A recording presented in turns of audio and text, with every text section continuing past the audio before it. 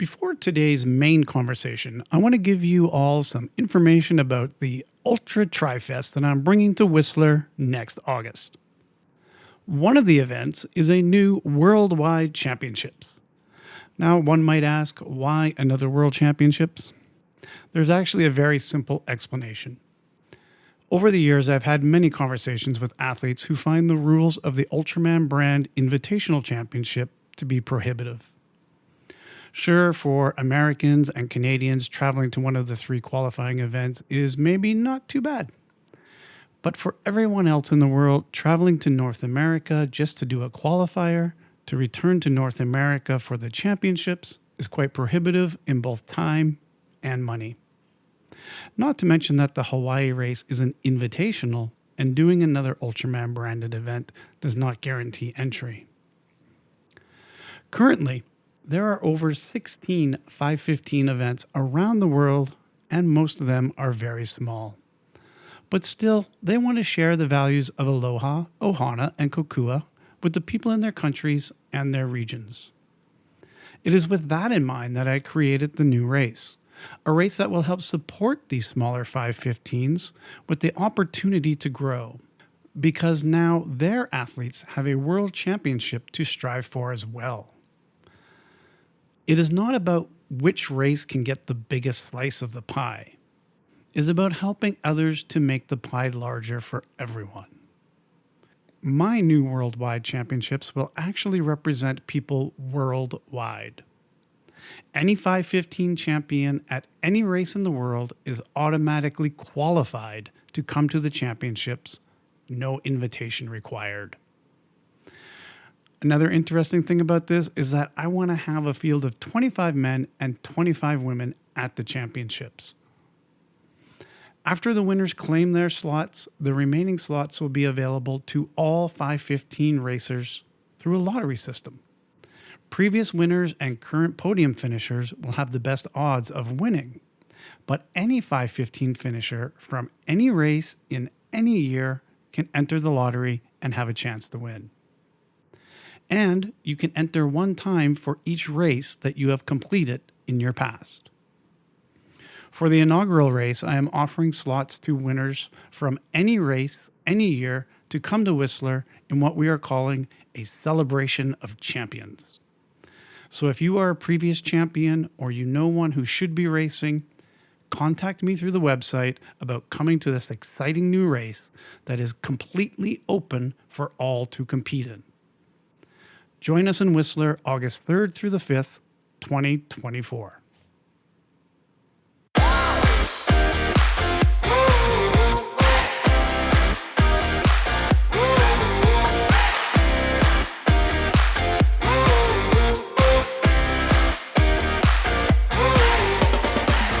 You're listening to 515, the Ultra Podcast, the show that invites you into the lives of people who make up the Ultra family. Here's your host for these conversations, Larry Ryan. Thanks, MJ. And thank you, listener, for listening today as I speak with a veteran Ohana athlete who is willing to take risks to enjoy life and who is constantly on the move. It's the end of season 4. Let's get started. My guest today has competed in 6 Ultraman races, 5 of which were in Hawaii, where he has stood on each step of the podium. He has completed around 20 Ironmans, which he stopped counting, and he has just returned from South Africa, where he has competed at the Comrades Marathon. And that was a bit of a homecoming for him, as he describes himself as a Boulder guy from South Africa with a British passport. And by the time this episode airs, he will be living in Phuket, Thailand. This is the man behind UltramanCoach.com, Rob Gray. Welcome to 515. Hey, Larry. Thanks so much for having me on the show. It's great to be here. It's great to have you. It's always nice to have our champions come in and tell us a little bit about their story. Awesome. So can we start by clarifying what exactly is your nationality? You have all these places that you've lived. Yeah, I think I'm addicted to traveling and experiencing different cultures. But I was born in South Africa, and then around 2000 left South Africa. So did all the big stressful things at once, right? Got quit my job, got married, went on honeymoon, moved country, and then started a new job all within 6 weeks. And the reason for the UK was being on a South African passport. There's just really no other option, at least at that time. So wanted to live somewhere else, and my wife and I decided, let's go live in the UK because that's where we could live. We lived there for 10 years and then decided to move to the US. Been here for, oh goodness, 12 years now, and going to go and experience Asia. Oh, that's awesome. So do you have parents that were British? Is that how you got your British passport? No, I just, through hard time, did my 5 years in England, got residency there, and then became a UK citizen. Okay. And likewise with the US, moved to the US, got my green card, and then as soon as I could, applied for citizenship. So I'm a UK and a US citizen, born in South Africa. Excellent. It's not complicated at all. So when you go to races, what country do you usually say you want to represent? That's a tough one because I always used to say South Africa, but I've actually been, I've been living in the US and a US citizen. So, what I've done at Ultraman is I say USA and South Africa, and they can accommodate that. Mm-hmm. So that's good. But for Ironman, I just say USA because I'm part of USA Triathlon, and just logistically, that's kind of what I do from a federation point of view. Right. Yeah. And did you immediately move to Colorado, or were you living in other places? Like, I know Colorado is kind of the mecca for triathlon and triathletes. Is that what drew you in there? So I actually started off in California, and I was working at Google in London at the time, and basically through Google I could transfer. I applied for a job in California. That's where the headquarters are. So that's mm-hmm. where I went, and one of the big drivers was a better training environment, because in London I was commuting about 90 minutes each way. So that's 3 hours a day where I'm just sitting on a train. Right. And then when I do finally train, it's either got to be indoors or on these tiny little roads that in most cases don't even have a shoulder. There's no bike lane other than in the cities. But where I lived and where I rode, there was very little. And so training was not ideal. The training environment was not ideal. Even though I got it done, that's where I got started in Ironman. Mm-hmm. Moving to California, it was significantly easier because I chose to live about 5 minutes from work, and the roads are great and there's great community there. And then Boulder was just taking it up a whole nother level, right? Mm-hmm. So we'd been in California for 5 years, and decided to move because California was getting really congested and expensive. And I actually stopped doing a lot of the things I love doing because I didn't want to deal with traffic and stuff mm-hmm. like that. I think the penny dropped when one day I ran to work, and it was about 10 Ks from the office, and maybe took me 45 minutes or whatever it was. The next day I drove in and it took me 55 minutes. I was like, hang on, if I can run to work quicker than I can drive, there's a problem here. So yes, it just upped and moved to Boulder, and been in Boulder since 2015, I think. Oh, yeah. And now you're going to be moving on to Thailand. What's taking you to Thailand? Well, I stopped working at Google in January, and for the first time probably in my life, thanks to COVID mostly, is that remote working has really become more acceptable, and it really triggered the thought in my mind: where would I want to live and explore, and parts of the world I haven't seen. And Southeast Asia I've never really explored, other than being sort of on vacation a few times in my life. Then I really loved it when I visited for a few weeks. And so that's the drive, is that I literally can be anywhere. My coaching business is all online, so it doesn't really matter where I am, as long as I'm willing to work across time zones, which I am. Right. But also the training facilities and community are just amazing in Phuket. There's a training facility called Tanya Pura, which has got 25-meter pool, a 50-meter pool, a 500-meter running track. It's got all these tennis courts. It's got all these, all the recovery things that you can think of, like, ice baths and, all the saunas and massage and all the rest of it. So, and that's just one of the facilities. There's multiple facilities like that. There's obviously great open water swimming as well. There's a fantastic triathlon community out there. There's Jürgen Zach, he was a German Ironman triathlete. He runs a pretty big training group out there in Phuket, and you've got the community, which in Boulder I noticed that was actually the big thing. The community and the people always have people that are better than you and push you to be better, because no matter whether you swim, bike, or run, there's always someone better than you, and that really helps you to be better. Mm-hmm. And have you ever come across the friend of our show, Nick Millett? He likes to spend time in Thailand, and he spends some time up there.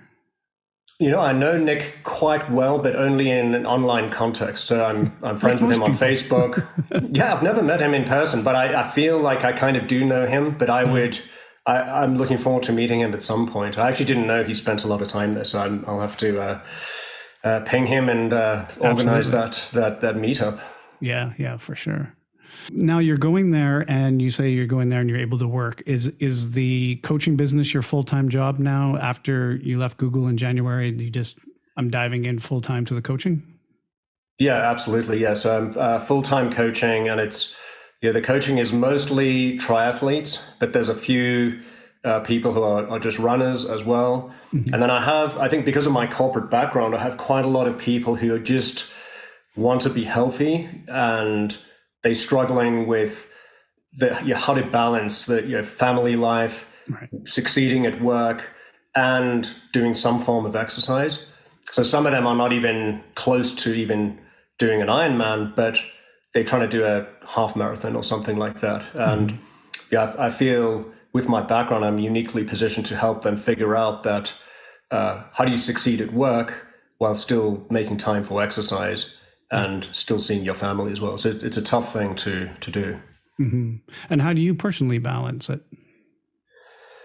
I think for me is being very conscious to not think about it as balance, right? Because if you try and balance all those things, you're just doomed to fail, or you're just going to be mediocre at all those things. So I imagine it's almost like these dials that I'm dialing up and down at different times of the year. Yeah. So like in an Ultraman build, for example, like if I'd go back to 2017 or 2018, pre-COVID, one of those years, in peak weeks, I may be training 28, 30 hours a week. But it's not the whole year round, right? The rest of the year I'm doing maybe 10 or 12 hours. But during those times when I'm doing 25 to 30 hours a week, I was maybe taking a half day on a Wednesday off work, and if I start at 5 a.m., especially in the Northern Hemisphere and in the US, it's light at 4:30. So I'm on the bike at 4:35. You can get a long ride in before midday, and lunchtime, you've done 7 hours on the bike, you've done some recovery, and then you actually don't want to do anything else. It's a relief to be able to work for a few hours in the afternoon and get it done. And then maybe one big day on the weekend, like a Saturday. And then on a Sunday, let's say I do a long run. I never really run more than 2.5 or 3 hours. So if you imagine the context of my family, they think a long training day is 7 or 8 hours. A long run is like nothing. I probably run and I'm back before they even woken up, or we just about to have breakfast. I get up at 6, I'm back at 9 or 9:30. So Sunday's not even very invasive on the family, and that means at that time of year I'm dialing up the training, and work's dialed back a little, family's dialed back a little, and then after Ultraman, the whole family's out there with me, and we enjoy a really good vacation. So the family dial's right up there, and training is 0. Yeah. And then I get back and I'm working hard, and the work dials up to 80% again. Yeah.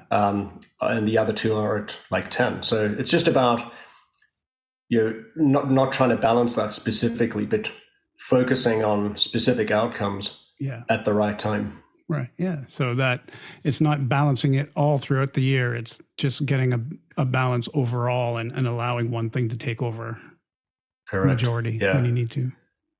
Yeah, I find even in a corporate job, like let's say someone wasn't trying to win Ultraman and they just wanted to be healthy, the same thing applies. A lot of people just work the same. Like if they workaholics and they're working 80 hours a week, they just do that year round, and it's actually not that productive. It's actually better to be, for times that really matter, you maybe put in a few weeks of really hard work, but then it's really important to dial it back. Otherwise, you're not going to perform at work either. So even in the context of when you're just trying to do one thing, even balancing it within that and dialing it up and down, sort of seasonally and periodizing it is very, very beneficial, I feel. Right. Well, you must have a really understanding family to work with you on this. What's your wife's name? What does she do? What do you got as far as kids and ages and stuff like that? How does that all work in your family unit? Yeah, so my wife, Michelle, is a professional photographer. So that's great because it's a creative profession, and it's really interesting for me to see what she does and how she does it as well. So that's super interesting. My kids, Tyler and Giselle, are pretty close in age. They're about 19 months apart. So right now they're in. Tyler is 11, almost 12, and then Giselle's just turned 10. So they're at a fun age where they can at least carry their own bags when we travel. Unlike when you're trying to drag toddlers through the airport. So they're kind of more independent now and starting to develop their own interests. And what sort of interest do they have? Any sporting interest, or are they going the artistic way? Oh no, they have zero interest in triathlon or any of the sports. But I mean, they do swim. Yeah, I feel it's important just from a competency point of view to be able to swim to deal with any situations with water that may come up. But that's really where it is. They're competent, like they can ride bikes and they enjoy that, but they're not. At this stage, I just want them to have fun, right? I don't want them to like train and compete or anything like that. They both love soccer, and the thing they're really into, as many kids are, is gaming. So they'll probably be esports champions at some point in their life. Which, I mean, honestly, if you look at what the esports winners get, like in these tournaments in Vegas, it's probably 5 or 6 times what the Ironman World Championship pays in Kona to the winner. Yeah. So are they at an age where they're comfortable with leaving and going to Phuket, or did they put up some resistance to that? Yeah, they put up a little bit of resistance. Obviously we know that it's going to be very beneficial for them, and it's going to be a great life experience, and just being exposed to different cultures, even at school. They'll be at an international school, and I know it's going to be really beneficial for them. And of course, they only know what they know, and there was a little bit of resistance initially, but I try and focus on the positives and what I think they're really going to enjoy there. It's a bit like doing a big change management project in a corporate environment, right? You have people that they're naturally going to resist the change, and to get them through that change, you really think about it as opposing forces, right? There's forces that are going to be positive for the change, and then there's forces that are negative for the change. And what you try and do is maximize the positive and really diminish the negative. So I'm always talking to Tyler about the things he can do. Like he wants to go spearfishing and scuba diving and kite surfing and all these things that he wouldn't be able to do in Colorado. And that's what I talk to him about. And I don't talk to him about the fact that he now has to wear a school uniform and that he's going to leave his friends behind and all that, right? So it's just trying to just when I communicate with them, trying to maximize the positive aspects of that. And we'll see how it goes. You were saying before that you like to take the family with you for some of these races as family vacations. Did they go along with you to South Africa this time? Yes. Well, yes. South Africa was originally planned as a family trip that I snuck the Comrades Marathon into that, right? So as opposed to many of them, which is I'm going to race and it's a cool destination, and they come along. And when I go race an Ironman in a not cool location, they surprisingly or unsurprisingly don't want to come along, and that's great because it helps me focus. But yeah, South Africa, we had planned this long 6-week trip to see the family because both Michelle and I are from there, and that's all our family's still there. And I happened to influence the timing so that we just happened to be going over the Comrades Marathon, which for me has been a bucket list race since I was 5 years old. Oh, yeah. Yeah. Well, I guess if you grew up there and you're seeing it, when I spoke to Steve King in the very first episode of the podcast, he said that was actually his favorite race that he's ever done as an athlete. For you, what was it like? And maybe I can ask you, because if people haven't listened since episode 1, maybe just describe a little bit for people that aren't familiar with Comrades Marathon about what the race is and the kind of the vibe that surrounds it for us. Yeah, so it's quite an old race. I think the first one was in could have been 1921 or 1923. I stand to be corrected, but some time around that. And it was it's this race between two cities in South Africa, Pietermaritzburg and Durban.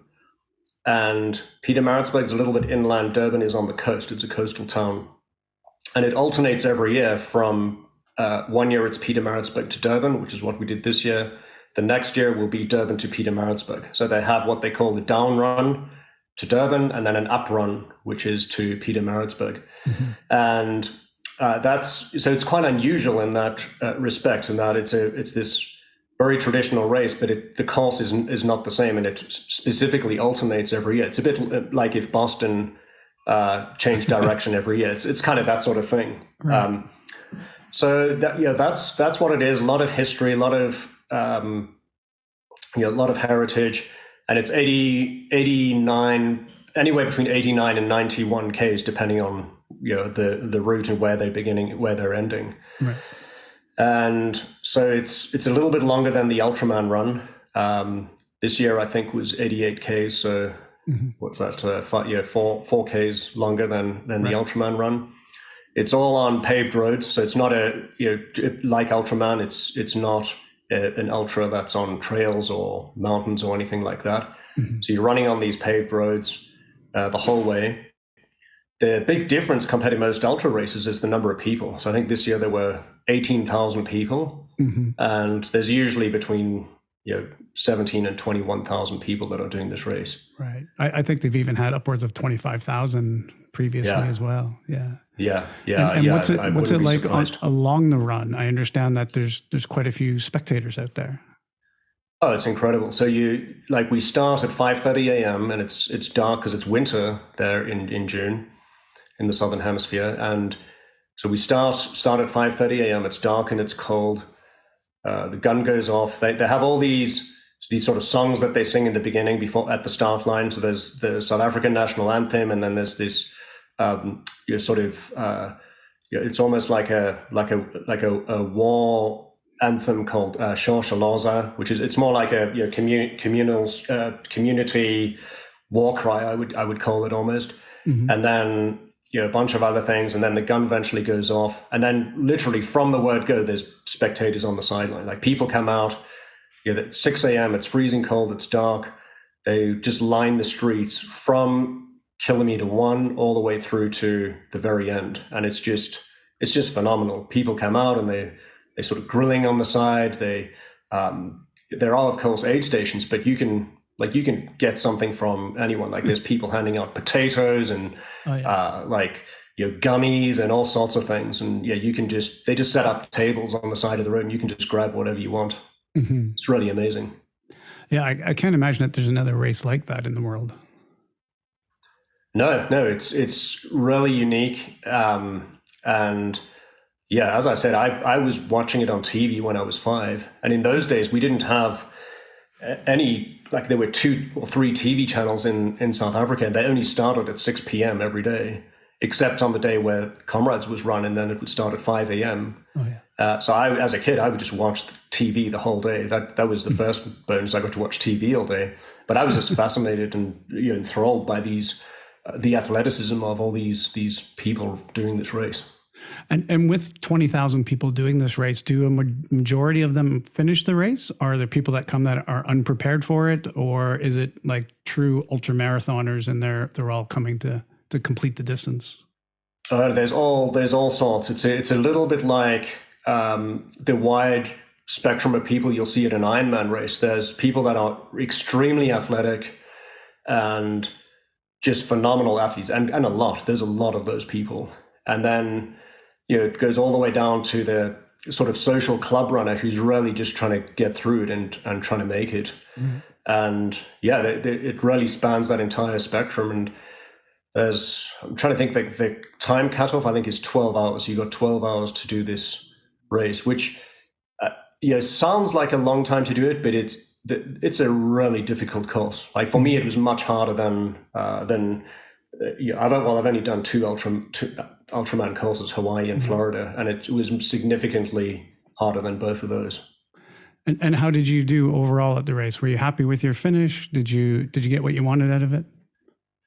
Oh yeah, absolutely. I just wanted to go out there and enjoy the whole day. And I was running. My brother-in-law was running as well. He was doing the race too, and we got to run the last 20 Ks together. So that for me was really special to be able to do that. And we've done a bunch of adventures together, and like crazy mountaineering stuff when we were sort of just out of our teens, and it was great just to be able to finish this epic race with him as well. So that was really great. I wasn't really trying to get a good time. I thought I might be able to get a silver medal, which is 7.5 hours. But as soon as I started, I realized, just because of the terrain, that I was going to really suffer a lot if I wanted to do that. Mm-hmm. And so I just focused on enjoying the day, enjoying the crowds, enjoying the fellow athletes, and I'm so happy I did that. And I wasn't focused on time. If anyone ever does that race, I would suggest your first one, you do that. Just focus on having fun and just taking it all in. It's just incredible atmosphere. And logistically, is it difficult for someone who doesn't have family there to maybe get there and find accommodations and do all of that with so many people doing the race? Or is it big enough that it can handle that? It seemed to be big enough that I could handle that. So I didn't stay with family, because my family all stays in cities that are not Peter, Maritzburg, or Durban. So they also had to figure out accommodation. Even most of the local people do as well who do the race. And Durban is quite a big hub in terms of the number of hotels and all that sort of stuff, so that they can deal with it very easily. And then we were in a larger group, because it was quite a few with the family. It all adds up, right? And it's hard to get a hotel room for 4 people. So we just got an Airbnb in a place called Umhlanga Rocks, which is just north of Durban, and it's logistically it was super easy, and there's plenty of it's a big vacation area, so it's a big sort of holiday destination. Right. And at that time of year, it's not that busy, so it's very easy to find accommodation. Mm-hmm. Yeah. So you were saying this was kind of a bucket list thing since you were watching it when you were 5. What other events do you have on your bucket list at this time? Are there other things that you're looking to do in the next couple of years? No, there's no actual events that Ultraman Hawaii was another bucket list event for me once I found out what it was, and I've done that enough times now. I'm doing that as a relay this year, which is quite an interesting twist on it. I think it's an anniversary race, might be the 40th anniversary. 40th anniversary. And they decided to allow relay teams, provided that 2 of the athletes in the team had done the race before. Right. So for me, that's really interesting, because I don't have to train for the full thing, which with the move and everything, I don't think I would be in a position to do that well. Yeah. And I'm not going to turn up just to finish it. Like, I could do that, but I wouldn't be in a position to compete. But yeah, this is going to be super fun. Tim Sheeper, who's a great ultra athlete, he's doing the swim. My longtime crew chief, Ian Hersey, is doing the bike, and I'm going to do the run. Oh, excellent. Yeah. Sounds like a good team. Sounds like a fun team. Yeah, it's going to be great. And I'd probably like to do something like Norseman, but I hate racing in cold, so that's probably not a good race for me. So something like that I'd probably do, but I'm at the stage where I'm sort of trying to think up my own challenges and sort of events. Yeah. So that's I think what is going to be next. Something I did have on the radar is what I call the 10-10-10 challenge, which is the idea is to do 10 Ironmans in 10 days, but do all of them under 10 hours. Oh, wow. And what I love about that challenge is I'm not actually sure it's possible for me, but it might be. So it's one of those things where I'm sort of afraid of the challenge enough that because I think I probably cannot do it, but I think there's a chance I can do it with the right preparation. So once I'm in a position to fully prepare for that, I'd like to do that. So maybe 2024, I'll give that a shot. Excellent. That sounds really cool. You'll have to come back and tell us more about that as you're prepping for it or after you finish it. Yeah. We will get back to my conversation with Rob in just a minute. I wanted to take some time out today to congratulate the athletes and crews who competed at UMC last weekend. The racers finished the double marathon under smoky skies from a wildfire that, if it had been a day earlier, would have closed the day 2 biking course. The women's race was won by Heather Myers from Alberta, Canada. And on the men's side, Simon Cochran from New Zealand tore up the course in record times. He was just 2 minutes from going sub 20 hours again, like he did in Australia earlier this year. That said, he may have made up that time in the swim if his kayak guide had not sunk between kilometer 3 and 4.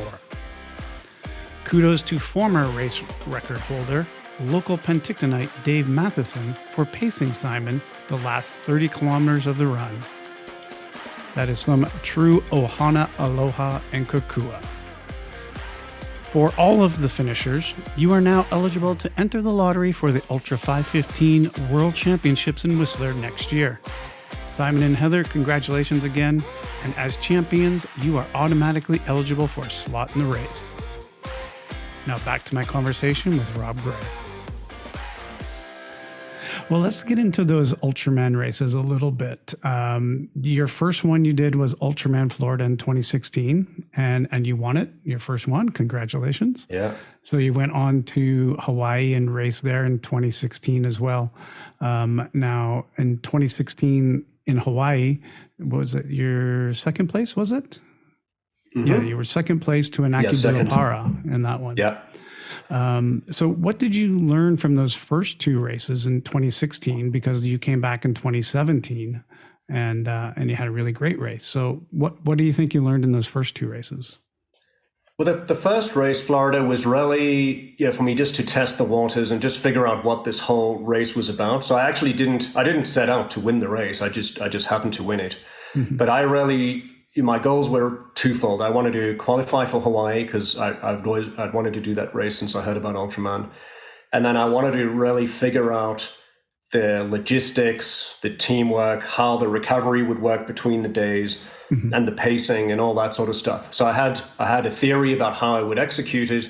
And in that first race in Florida, that was really the thing I was focusing on. I didn't really prepare as much as one should for an Ultraman race. I think I probably averaged maybe 12 hours a week of training. Mm. So I focused on quality, but I arrived I wasn't in like super shape. I was in adequate shape, obviously, but it allowed me to know what I had to do between then and November in order to really succeed and prepare for Ultraman. So that was a good learning. Another good learning out of Florida was to always bring a spare bike, which I did. I was supported in that one by Diamond Bikes. So they drove down. They're a U.S. bike manufacturer. They're based in Des Moines, Iowa, and they drove their Diamond van down and supported me. So we had all these spare bikes, so it wasn't an issue. And on some part of day 2, my aero bar just snapped, which is just crazy. Like, when does that ever happen? Oh wow! And so it was irreparable, and we had to change bikes. Okay. And I think if that hadn't happened, I would have been inclined to just try and wing it and bring a lot of spare parts, but not bring 2 bikes to the other Ultramans. And so because that happened, I've always have 2 bikes with me. Yeah. And that's one of those tips that people that are listening to the podcast like to hear and learn from, so that they can figure that out. Sometimes people are like, oh, I'll just bring a spare chain, and Yeah, that doesn't usually exactly. cut it. Yeah, I mean, I bring the spares because it's really a last resort to swap bikes. So I do have sufficient spares, and that those are coming useful as well. But yeah, the spare bike is just, you don't want to prepare a whole year and go to the expense of racing an Ultraman and then not be able to finish it because something happened to your bike. Yeah, you don't want it to be a mechanical. So, so that's 2016. 2017, you came back and you were in the lead after day 2 with Arno Sulikov 24 minutes behind you. And in third was Jeremy Howard, who you had a 40-minute lead on. And I think most of the people listening to the podcast now, they get an idea of who Jeremy is and they know he's a great runner. What was on your mind that evening of day 2 in 2017 at the Ultraman? What kind of strategies were you thinking of for the double marathon? Yeah, well, the interesting thing about Jeremy is he has an unusual combination of being a great swimmer and a great runner. Yes. And then he's a little bit weaker on the bike compared to the other two. He's not a weak biker, but just compared to his swim and his run, that's really the only opportunity to make up time on him. Like if you're me. So even before the race, my strategy was to just do what I could on the swim, because it's just going to be what it's going to be. You can't really change much, other than your preparation, and then really focus on the bike and focus on being able to recover well. Because if I'm going to ride hard enough to put the time needed into Jeremy, which I needed at least 40 minutes, I thought, probably more in the back of my mind, I would really need to be able to ride a lot harder. So I'd focused that. I executed well on that, on riding harder, and I arrived on that evening of day 2 with that 40-minute lead, which is it's a really nice place to be. But knowing what a good runner he is, I knew it was just going to be very marginal, even with that big of a lead. And with Arno sandwiched in there as well. Yeah, and the interesting thing about Arno is that this is where it helps to kind of know your competition a little bit. Mm-hmm. And so the cool thing about Arno is he's a very emotional racer, and he's just got so much guts. He'll just go for it. So Arno will leave it all on the line to succeed, rather than just play it safe. Mm-hmm. And having spent some time with him before that, I kind of knew that's how he raced. And so on day 2 on the bike, I rode quite hard in the beginning, going off the volcano, because I knew for sure that Arno would respond and chase me. There's no ways he would just let me go. And it was just a phenomenal day. He just emptied the tank and he just rode the day of his life. And that was the last year that we actually went up. So near the end of day 2, we used to ride up the Kahala Mountains from Waimea. So at Waimea, we would ride up over the Kahala mountain range. And then there was a descent, probably 13 miles or so. It's basically a half marathon, 21 Ks in descending on a pretty treacherous road. It's a tiny, very narrow road, not a great surface. It's always got some sort of slick, wet patches. And then there's always these gusts of wind that just blast through there and destabilize you. It's really terrifying. And Arno hit, I think it was 90 kilometers per hour going down that hill. Crazy. And I was just sort of feathering the brakes. My mindset going down that hill is I've just spent 2 days getting to this point. I don't want to screw it up now. I just want to get off my bike, get to the run where nothing's going to go wrong, right? And I just don't want don't want to crash. And I sort of gingerly went down, and he made up, I can't remember, it was at least 4 or 5 minutes on me on that downhill. So he had sort of emptied the tank. And because I knew that, I was sort of keeping an eye on Arno on day 3, but I knew he had ridden his heart out on day 2, and I didn't think he would be able to do it again on day 3. That was the theory anyway. And then Jeremy was I mean, I was pretty concerned about Jeremy, and I thought he was really going to take it to me on day 3, which he did. Now, the interesting thing, which I'd learned, you asked what I'd learned from Iñaki the previous year, and he included walk breaks from the beginning, and he did this run walk strategy, and I didn't that year, and my quads packed up probably with 30 Ks to go, and 30 Ks is not a fun duration to run where your quads are just totally packed in, and I thought, and it took. So he caught up to me maybe at mile 36 or something, and so in 2016, and so I learned them some pacing strategies and the run walk from Iñaki, and I implemented that in this race against Jeremy. And so from the beginning, people were looking at me like I was crazy because I was literally like a few Ks into the race and I was already walking. Yeah. And I think people thought I was done. They're like, oh, he overcooked it. He rode too hard on day 1 and 2. But I just kept it consistent.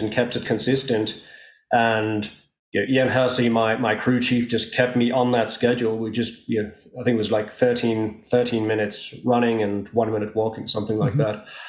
And Richard Thompson had actually advised me on a similar thing.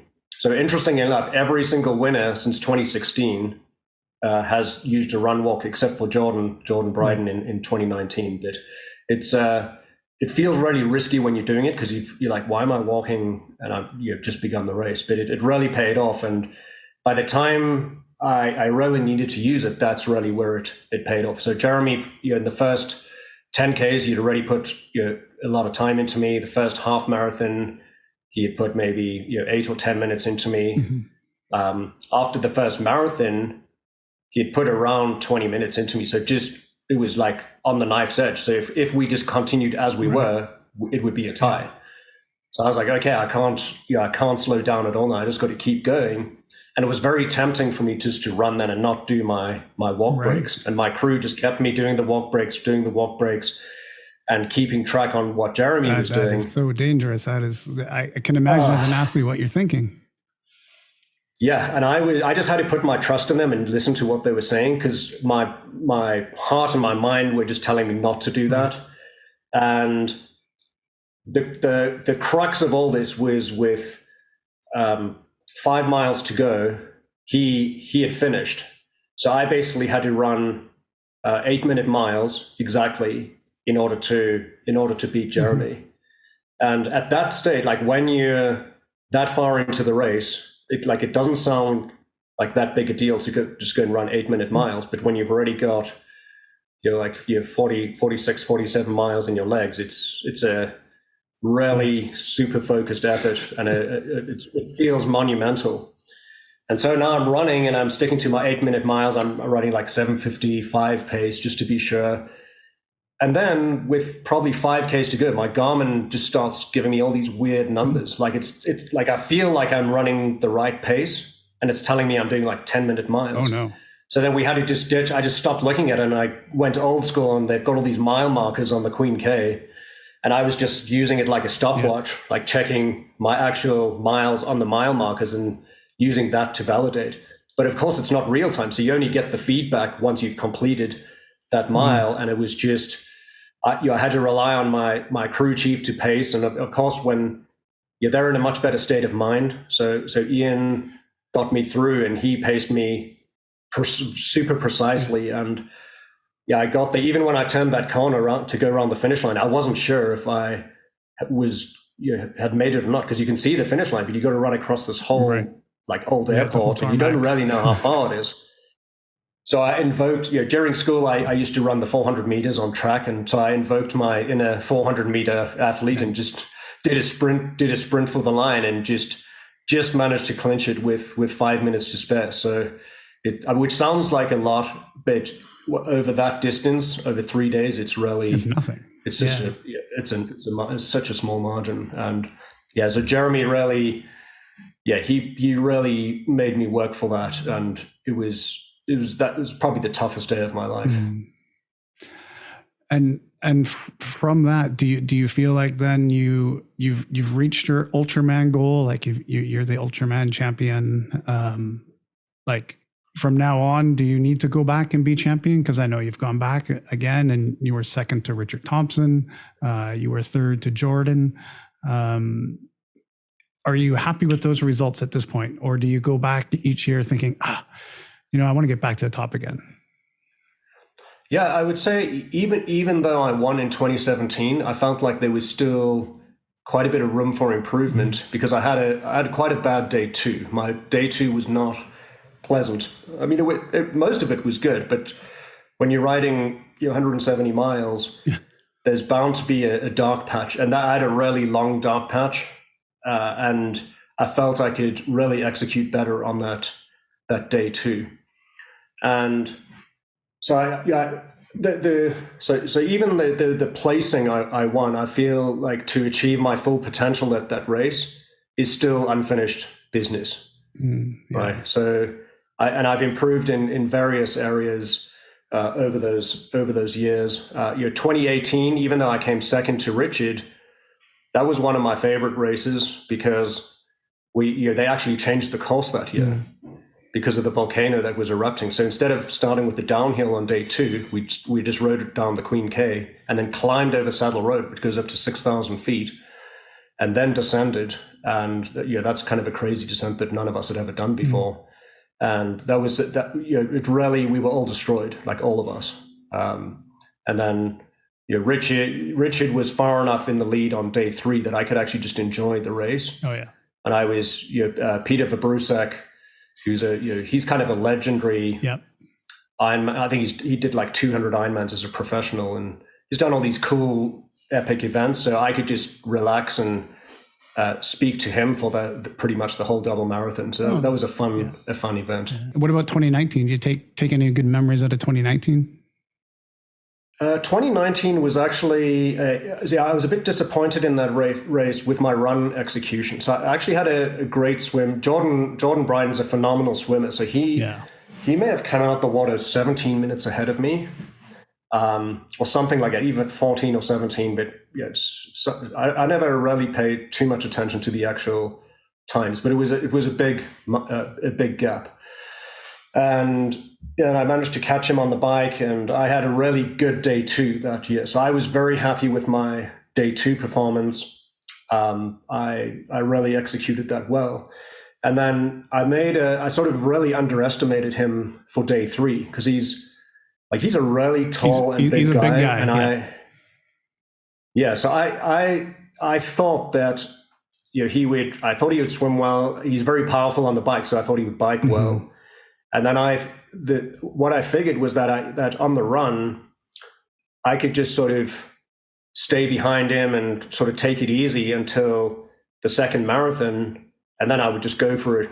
And I thought he would really be struggling then because being in the heat and being a bigger athlete, I thought that's where I would have the edge is on the heat management and just that far into the race. I thought he would start slowing down, and he just didn't. No. So he very consistent, just mile after mile after mile, he just executed. And I was actually the one that fell apart. And so that took me back to my training and just doing more stuff that would really improve the quad strength. Because I started having quad cramps again that year, and doing more work on really focusing on the heat prep and all that sort of thing. And I'm just disappointed that I took it easy for the first half and then fell apart. Because if I'd run faster in the beginning and then fell apart, it may have been a closer race. But it was, I think I just made a mistake. Mm-hmm.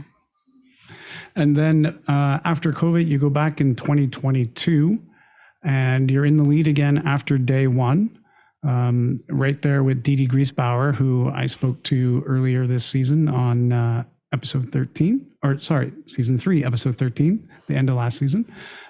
She was telling me about the race. Tell me a little bit about your race, because we know that you did have that crash on day two. But before you get to that, tell me how did the race unfold for you? So going into it, it's one of the most competitive fields that I've gone into an Ultraman World Championship with. So you had Stephen Keller, he's really great all round, but he's a phenomenal runner. Like he's as good as Jeremy, maybe even better than Jeremy on the run, and he's a decent swimmer and biker too.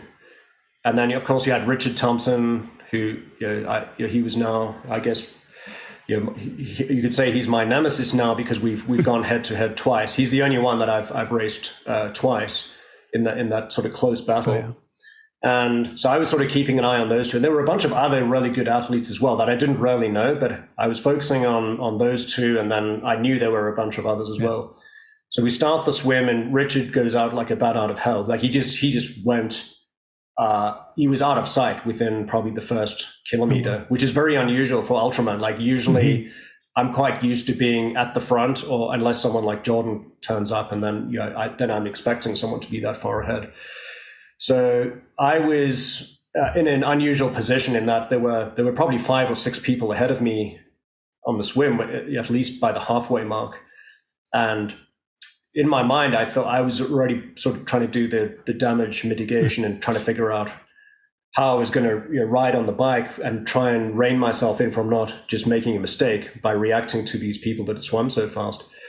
But interestingly enough, as the race went on, my kayaker was telling me that, oh, you're now in 4th, now you're in 3rd. And then I could sort of see someone off to the right, and I assumed it was Richard.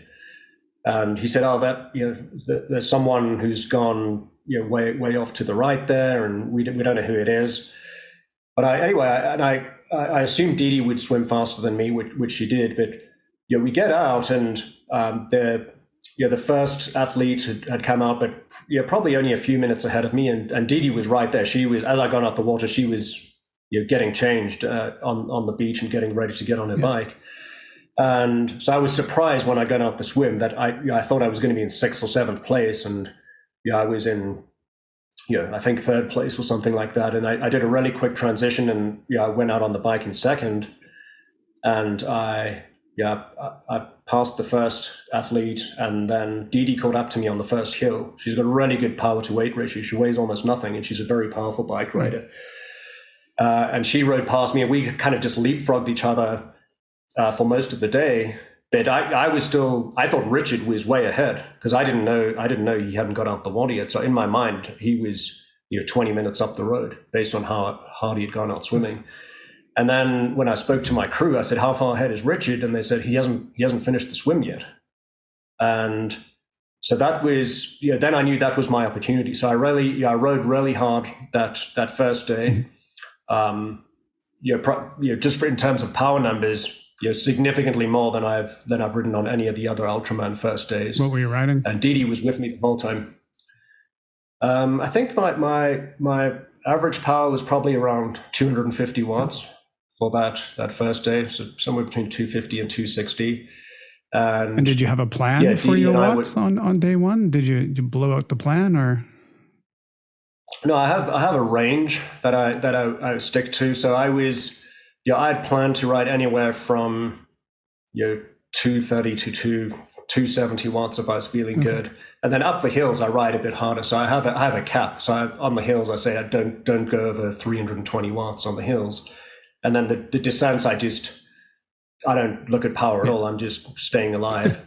And then on the flats I try to maybe stay in that 230, about 230 watts. So it ended up being higher than I expected it to be, just because I was trying to ride hard to put more time into Richard. And then Dee and I, even we aren't in the same race, so it's kind of nice to have a companion with you all day, but who's also pushing you. So she was really pushing me. I was pushing her. And then when on one of the descents, I put in a lot of time on her because she was just being cautious and I wasn't. And I must have been probably 7 minutes ahead of her. But we end with a climb that's maybe close to 50 Ks. It's not very steep. It's like 2-3%, but we climb all the way up to Volcano. And I could see her in my rear view mirror just getting closer and closer. And then as we were getting to the end, I was like, oh man, I really want to win the first day. I don't want to, even though I've been friends with Dee all day, I really don't want to let her win day one. And in retrospect, having crashed out on day 2, I'm glad I did that. So, I won day 1. She was right there, 10 seconds behind me. And then I think I was between 10 and 14 minutes ahead of both Richard and Stephen. So I went into day 2 with a healthy lead. Mm-hmm. And so day 2 was set up to be an epic battle. And I think psychologically for Richard, it was probably a hard thing to be in that place, that he's not really used to being so far behind on after day 1. And so on day 2, this is when you have your accident. And is that the same day that Barry Berg had his accident as well? Was he day 2? Yeah. So Barry had his accident just probably around about the same time as me. So we basically so you start a volcano, you have a long descent. It's at least 30 minutes of descending in the dark with rain. This year was actually much drier than usual. And you sort of go down on the red road. It's very scenic. There was actually a massive hill that came out of nowhere on a detour. That was the first time we've ridden a very, very steep set of hills that surprised me. And Richard got a gap on me there, but through Hilo, we had a diversion because of high surf. Was basically the water was coming over the road, so we couldn't go over the bridge that we normally go over. We had to go through the town.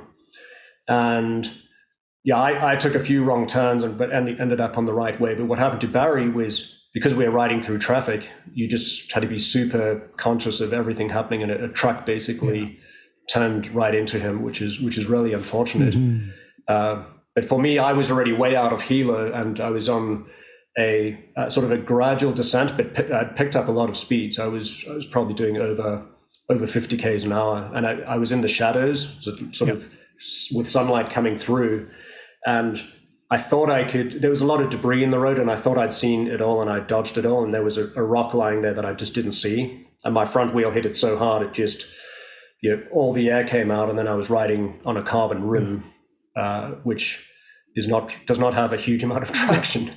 And so I just skated and just hit the deck, and it was a very high speed crash, which is good from the perspective of not breaking bones, because you just kind of slide, but not very good from a road rash point of view. I just had I lost all the skin. My bike was broken. Fortunately, the car behind me was being driven by a nurse, so she stopped, and she had all the stuff in her car to sort of clean my wounds and get me on not get me on my way, but get me at least cleaned up and safe. And Dee Dee came past about 10 minutes after that, and she saw me, and she was the one that actually notified my crew. My crew was up the road, and they didn't know what had happened to me, because I was chasing Richard. Richard had put, he was probably 4 or 5 minutes ahead of me at this point. Mm-hmm. So they were up the road with Richard's crew waiting for me, and they didn't know what had happened. And Dee Dee went past and told my wife that, my wife wasn't part of my crew, but she was on the road. And then she told my crew as well that I had crashed and I was lying on the side of the road. And they came back to me and took me to hospital, and my race was over. Mm-hmm. Now, I know with Barry, because the crash that he had problems with his ribs and stuff. He couldn't even fly for a couple of weeks. Did you have any internal problems other than your road rash? Were you able to fly home afterwards, or were you having the extended vacation as well?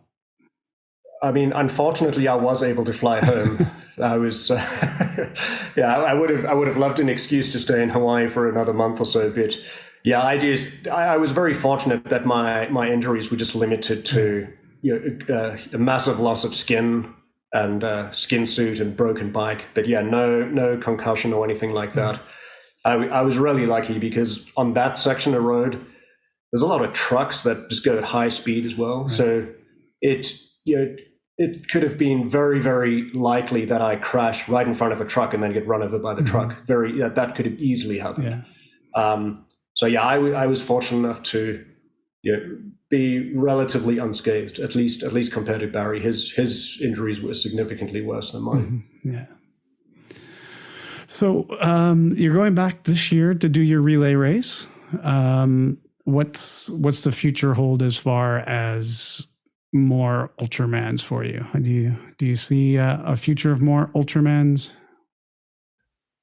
Yeah, it's if you had asked me before this last one, I would have said I'll just go back until I can't race anymore. I just love going there. I love the Ohana. I just enjoy racing with my people there. Even if I get to the age where I'm no longer competitive, I thought I would go back, but so that's one side of it. I would like to go back every year. But on the other side of it, it's the training requires so much commitment and focus. I kind of want to just go and do some unusual epic adventures that I don't know what they are yet, but I think that's probably going to be something that I focus on. It's just finding out cool, fun, endurance related things that I do, and if Ultraman happens to fit in with that, then I think I might go back again and do that, but not this year. This year, just the Rio. Yeah. And with your coaching business, are you coaching any athletes that are aiming to do a 5:15 distance? Yeah, so this year doing Ultraman World Champs, I think I have 3 athletes that I'm coaching. Who do you got? So I've got Heidi.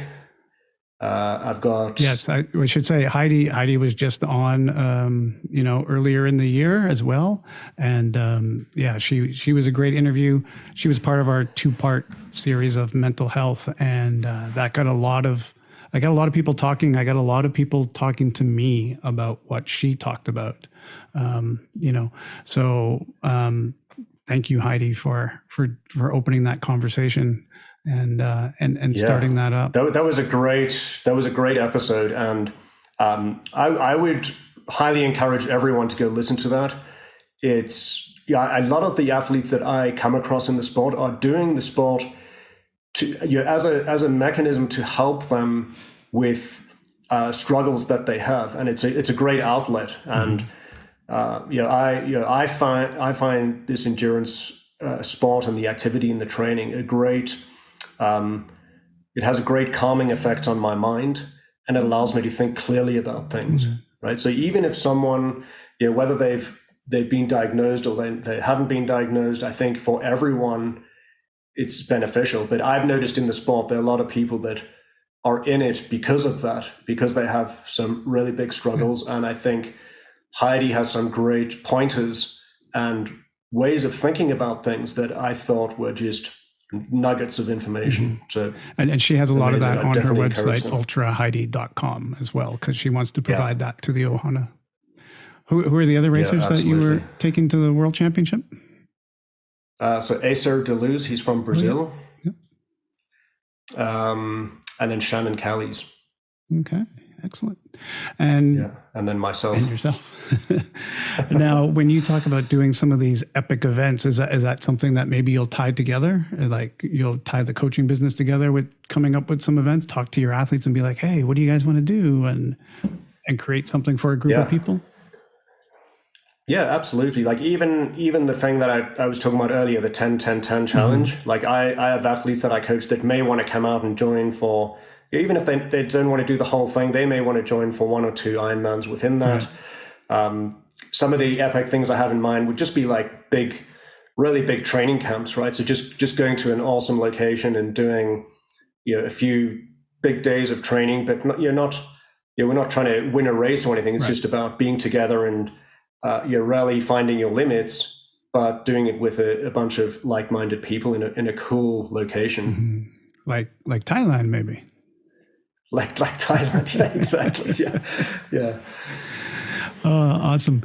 Well, gee, thanks a lot for coming on to the show, Rob, and sharing some of your 5:15 adventures with us and telling us about your Comrades Marathon. I know probably a lot of people know about that race, but having you describe it again for maybe some of those that don't, maybe they've just created a new bucket list that they can work toward as well. So thank you so much for your time today, and good luck with your relay race. Awesome. Thanks so much for having me, Larry. Thank you. Hey, if you liked what you heard today, please tell a friend and be sure to subscribe wherever you get your podcasts. We'd appreciate it if you'd rate and review the show while you're there. Drop the names of the people you think we should interview, and we'll get in touch with them and make that happen. Thank you for listening to 5:15, the Ultra Podcast, a production of 5-5 Enterprises.